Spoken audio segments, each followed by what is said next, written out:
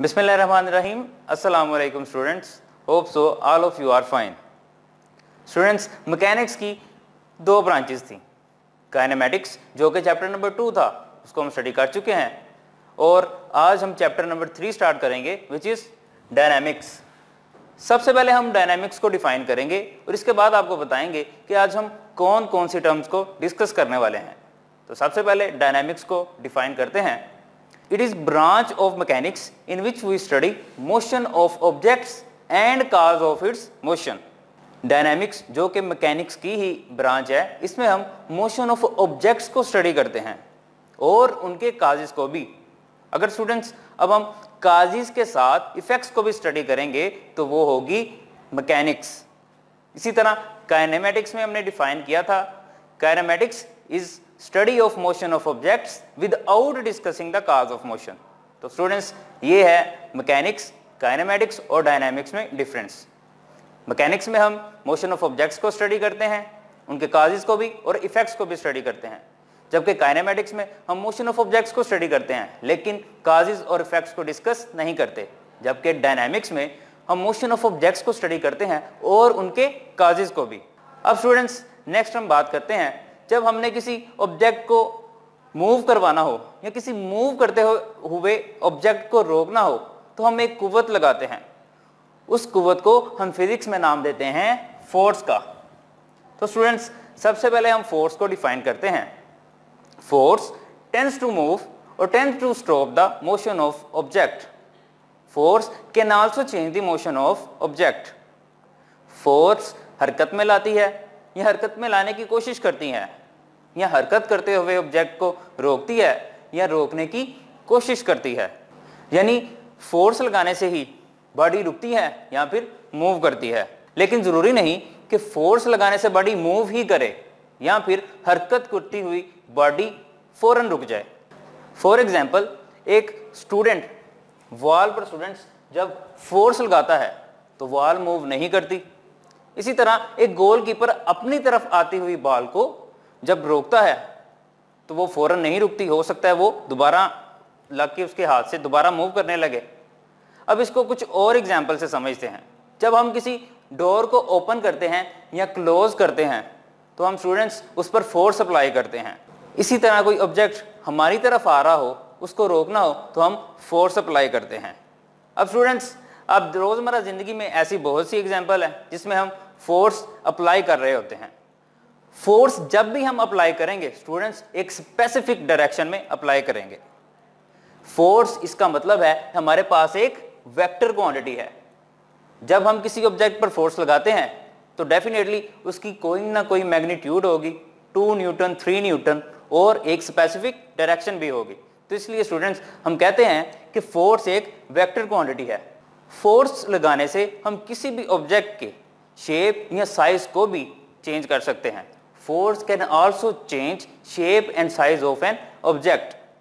Students, इसको हम represent करते हैं एफ से।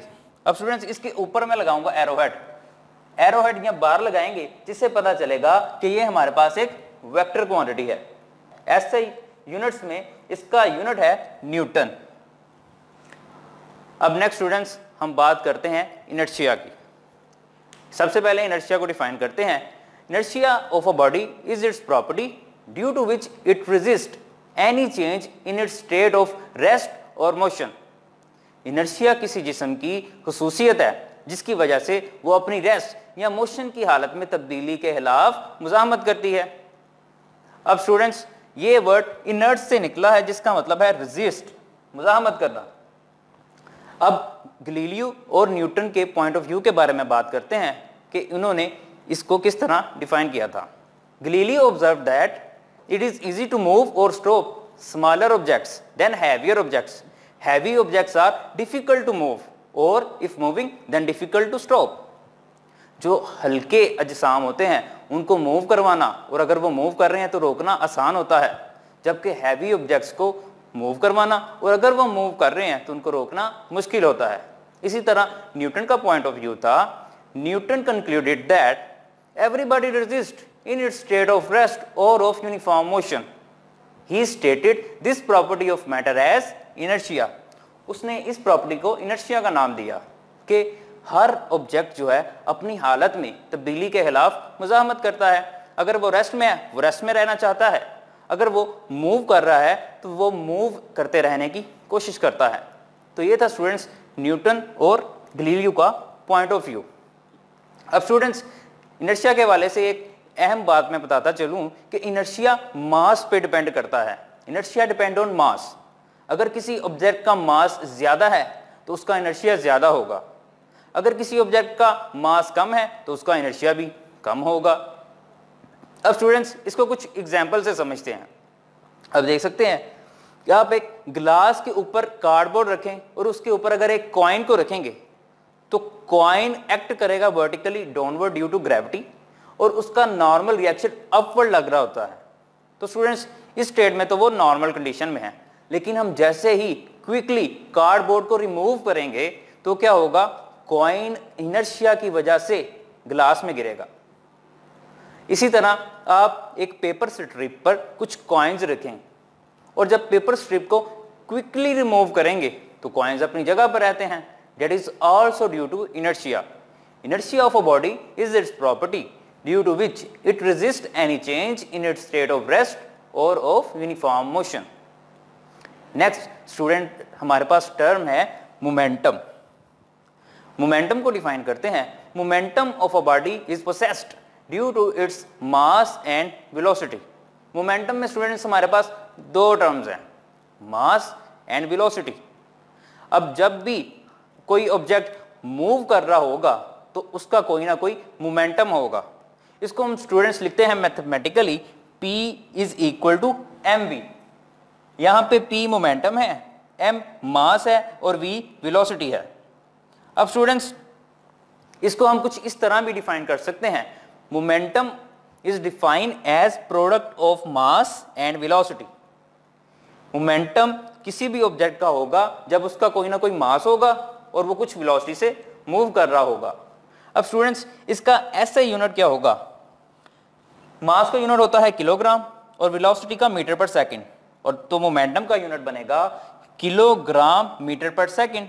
वेलोसिटी हमारे पास एक वेक्टर क्वांटिटी है तो मोमेंटम भी हमारे पास एक वेक्टर क्वांटिटी है। मैंने जैसे पहले बताया मोमेंटम तभी स्टूडेंट्स किसी ऑब्जेक्ट का होगा जब वो मोशन में होगा, मूव कर रहा होगा। अगर कोई ऑब्जेक्ट रेस्ट में है तो उसकी वेलोसिटी तो जीरो होगी। जब हम इस फार्मूले में वैल्यू पुट करेंगे वेलोसिटी जीरो तो मोमेंटम भी जीरो हो जाएगा। अब स्टूडेंट्स हम एक मैसिव बॉडी देते हैं और एक स्मॉल बॉडी लेते हैं।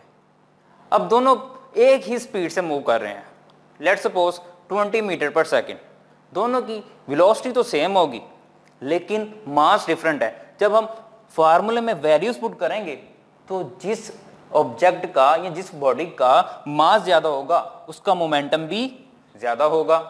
इसी तरह अगर दोनों ऑब्जेक्ट सेम मास के हैं और सेम वेलोसिटी से मूव कर रहे होंगे तो हम कहेंगे दोनों का मोमेंटम सेम है। लेकिन अगर कोई ऑब्जेक्ट रेस्ट में है तो उसका मोमेंटम जीरो होगा।